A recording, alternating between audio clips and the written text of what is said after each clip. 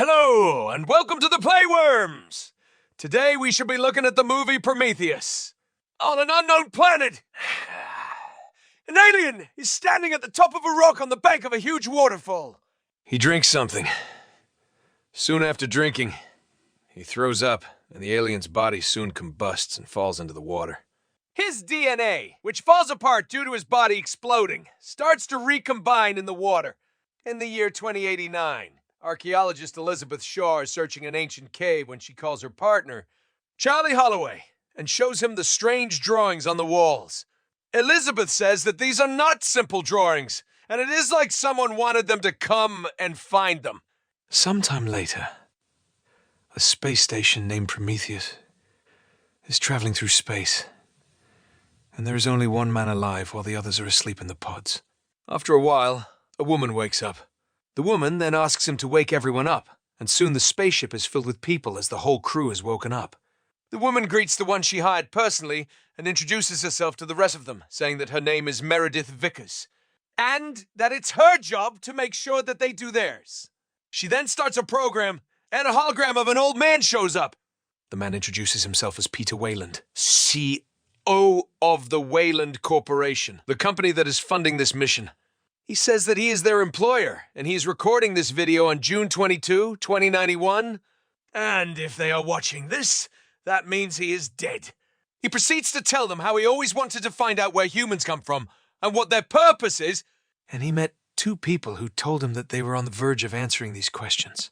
He then introduces them to Dr. Elizabeth Shaw and Charlie Holloway as being on board and says that they are in charge.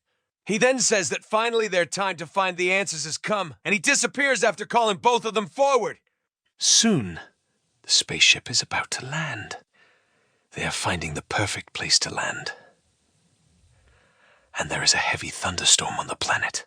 Charlie sees something after a while and asks the captain to go down into this valley, and they finally land. Charlie asks the captain to order everyone to wear suits, as they're going out soon, and he doesn't know much about the atmosphere there. They all finally get ready, and the ramp is opened. A team goes out on the dome, like structure they had seen from above. Charlie asks geologist Fifield to do a spectrograph, saying that he wants to know if the structure is natural or if someone made it. Fifield says that he doesn't know who made it, but he can tell that it is hollow. After the confirmation that there is something inside the structure, they all go in, and Fifield sends some of his drones to track the location.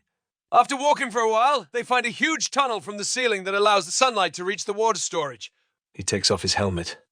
As they move forward, David finds something on the wall, and as he presses it, suddenly some holographic figures start running into the cave. Soon one of them falls, and the other disappears. As they move forward, they find an alien's dead body and a huge head. Fifield gets scared and says that he is going back because he didn't come here for this. The remaining members are looking at the corpse when David accidentally opens a door. There is a large hole inside with many cylindrical objects on the ground and a dark liquid coming out of it. Soon, Charlie sees some of the writing deforming and says that they somehow disturb the environment.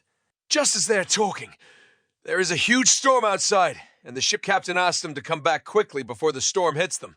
They pack the head, while David secretly takes a cylindrical object with him, and they go back to the ship. The captain asks them about Milburn and Fifield, and they all find that they lost the track in the cave.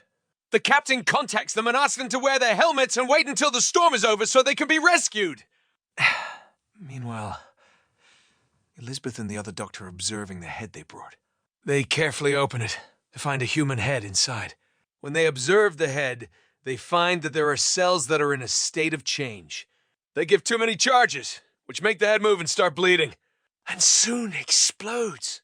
When they run a few tests, they find that the DNA matches that of humans, and they just like them. Meanwhile, David opens the cylindrical objects and takes out a liquid from them.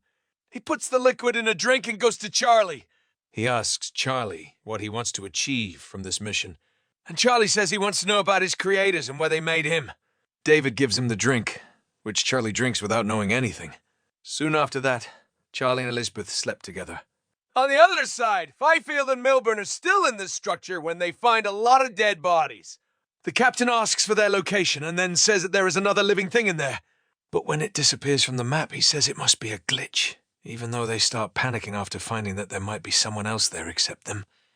Soon a strange creature, looking like a snake, kills Milburn and sprays a liquid that melts Fifield's helmet. The storm finally stops, and the crew comes back and finds Milburn's dead body. David strays away from the team and finds a control room containing a surviving engineer in stasis and a holographic star map highlighting Earth. Meanwhile, Charlie starts to get extremely sick and they rush him back to the spaceship, but Meredith refuses to let him in, and when he insists, she kills him with a flamethrower. Meanwhile, a medical scan shows that Elizabeth is pregnant, even though she was infertile before. She gets scared and uses an emergency surgery table to extract a squid-like creature from her abdomen. Later, she finds that Wayland has been in stasis on the space station all this time. He says that he wanted to ask the engineers how to not die of old age. He is then revealed to be Meredith's dad, as she calls him father. Soon after that, Fifield returns to the station, but he is mutated and a monster, and he kills a lot of people, before finally getting killed.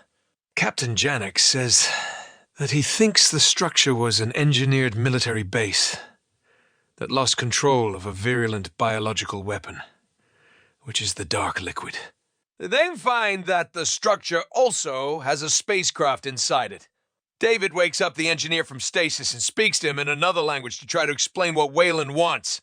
But instead of giving answers, the engineer decapitates David and kills Wayland and his team. He then reactivates the spacecraft, while Elizabeth, who has escaped, warns the captain that the engineer intends to release the black liquid to Earth and persuades him to halt the space station. Janek and the remaining crew decide to crash the space station into an alien craft, sacrificing themselves and ejecting a lifeboat in the process. The engineer's disabled spacecraft crashes onto the ground and kills Meredith. Elizabeth goes to the lifeboat and finds that her alien child is alive and is giant in size now. Soon they are attacked by the engineer as he forces open the lifeboat's airlock. But Elizabeth releases the alien to attack him, and it kills the engineer.